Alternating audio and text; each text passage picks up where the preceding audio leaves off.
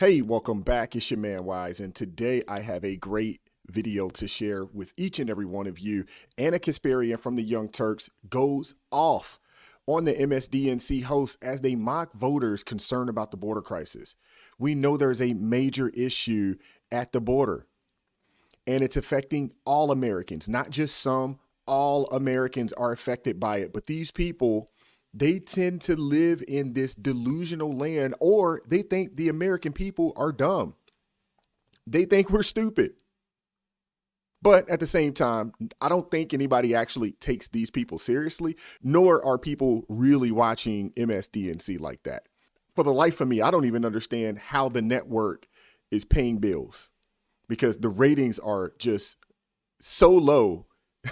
I don't understand it, other than them being a propaganda machine for the Democrat Party. Maybe they're propping them up. I don't know. Like, share, subscribe to the channel. Drop me a comment down below. I appreciate all the love and support. And without further ado, let's go. They're voting on race. They're voting on this idea of an invasion of brown people over the border. They're just voting specifically on racial animus. At this stage, it isn't about economics. No, which is why Trump killed the immigration bill. Correct. That's why. And because otherwise he can't run against the other and brown people and people who don't look like him. I mean, if you look at some of these exit polls, I mean, I live in Virginia.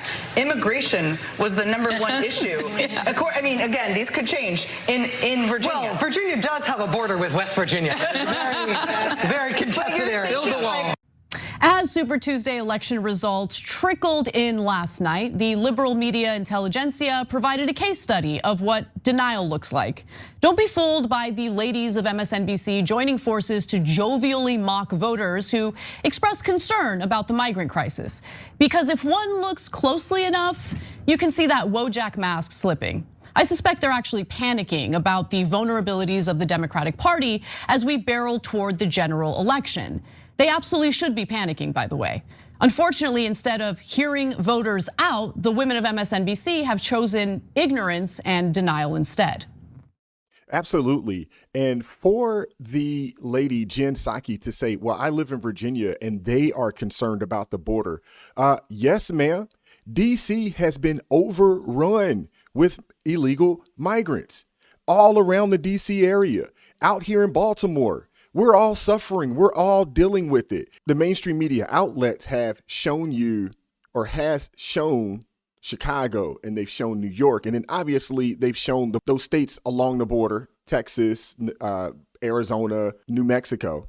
But there's been a multitude of stories out here in the DMV area where there's gangs that have come up here, especially in the Gaithersburg area. I know you guys may not be familiar, with this area, but Gaithersburg, Germantown, those are cities that are just north of DC. The border crisis is affecting all Americans all across this country. These people, they think we're stupid. They really do. They think we don't see what's happening in our communities. Yesterday, I was going somewhere and there was a bus stop and kids are getting off. So obviously you got to sit there. Every kid that got off the bus was of some form of Hispanic or Latino in the area where I live at. I know for certain because I know people that work at the school system. I have a kid that is in school right now, and they're saying that there is a plethora of ESYL kids in the school, a bunch of them. One of my friends, his kid got jumped by one of them last year. This is crazy, man. Not jumped by one of them, jumped by a few of them.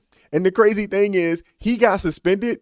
Those kids got in-school suspension. It's the craziest thing ever. So the fact that these people, Jen Psaki and Joy Reid and all these people, they want to make it seem like we're making things up.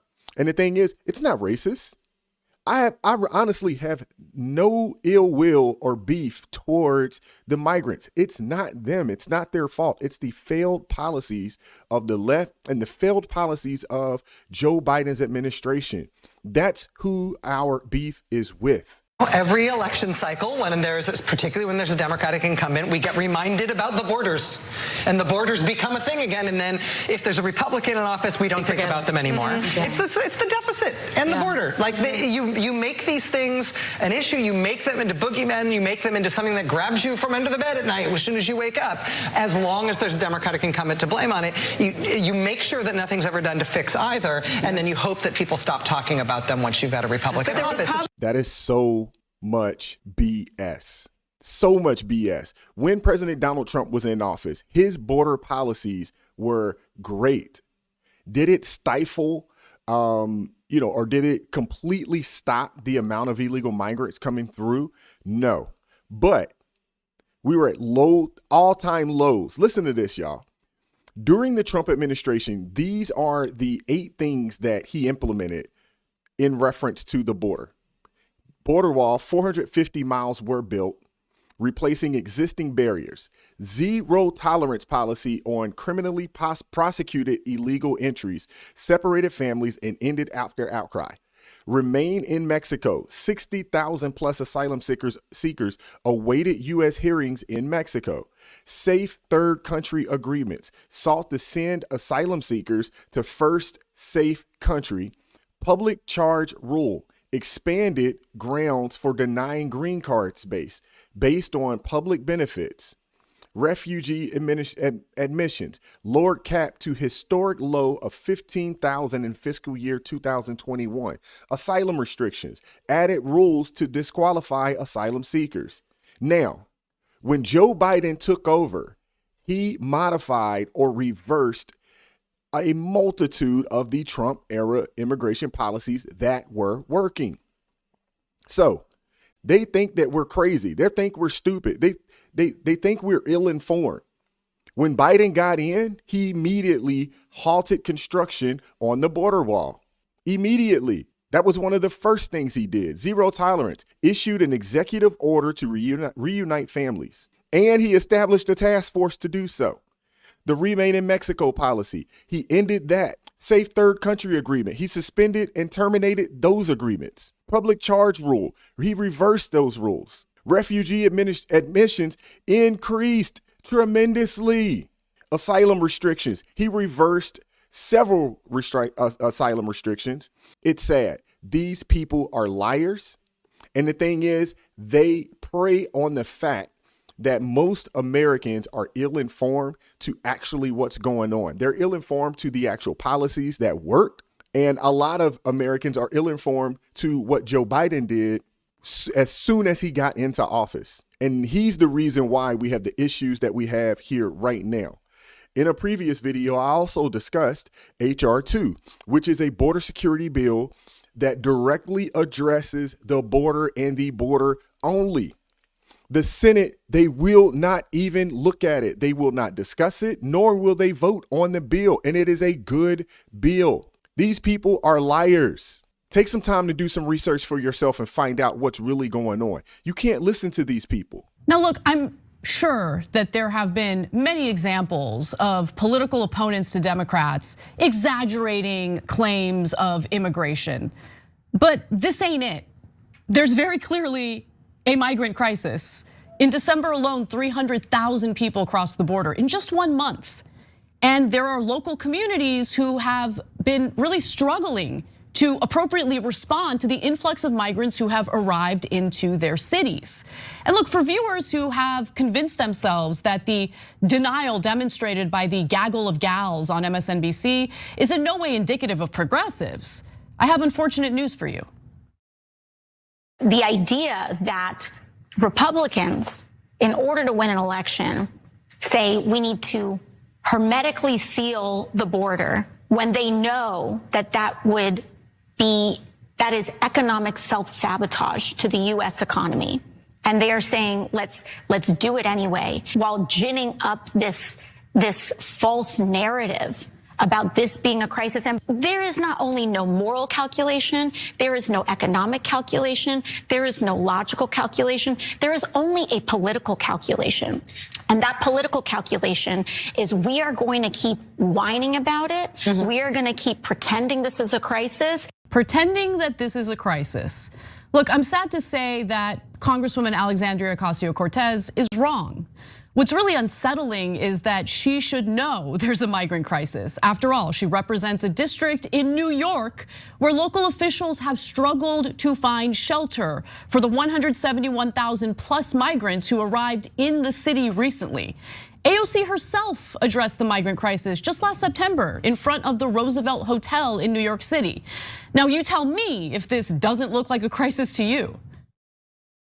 Increase federal resources to cities and municipalities dealing with this issue.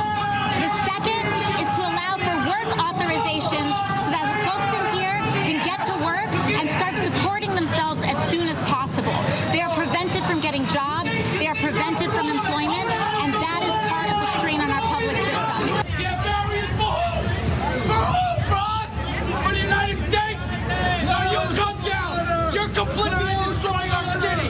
You come down, you oath breaker. You gotta go to sleep at night.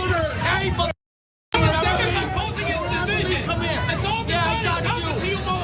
You think you're so special? Look, I'm sure the angry individuals in that video will just be brushed off as deranged right-wing lunatics who were sent there to harass AOC and give the false impression, of course, that people are worked up about our broken immigration system, right? If you think that, you're also wrong, but that's okay, because anecdotal evidence is oftentimes extremely misleading. So let's actually take a step back and take a broader look at broad public opinion in New York. For example, a Quinnipiac University poll just last September found that 62% of voters said that they agreed with New York City Mayor Eric Adams' statement from September, where he said that an influx of migrants will destroy the city. I really hate the framing of that question because it makes it seem like there's something inherently negative or nefarious about migrants, and there just isn't. Most of these people came to America to work hard and build better lives for themselves and their families. That takes tenacity, resilience, and the willingness to take risks that I admire. You know it's bad when Anna Kasparian is going against the left as hard as she's going against them. You know it's bad. And we know that people like AOC and people like Jen Psaki and Joy Reid, they're being disingenuous as well because they know the issues. You know it's a crisis when you have governors in a plethora of cities across the country asking regular citizens to take people in. You know it's a crisis when you have governors up in the Boston area, out in Michigan, when you have them saying, hey, can you take a family in? Can you take a migrant family in? You know it's bad. They're doing the same thing in Chicago. They're asking regular citizens to move illegal, unvetted, non-background check migrants into their home. Now, we've seen some stories. There are people that have been willing to do so. But what they don't realize is they're exacerbating the problem. Because if you're willing to take these people in, or what that tells people that have not made it here yet, we got a place to stay. The American citizens are so stupid, they're going to let us move into their homes. What happens when you move a criminal into your home and you can't get them out? In Michigan, they said if you join the program and allow migrants to, or illegal migrants to move into your home, you have to let them stay there for at a minimum 90 days. They're locked in, regardless of what happens. What happens when you come home from work and your doors are locked because they changed the locks on you? What happens?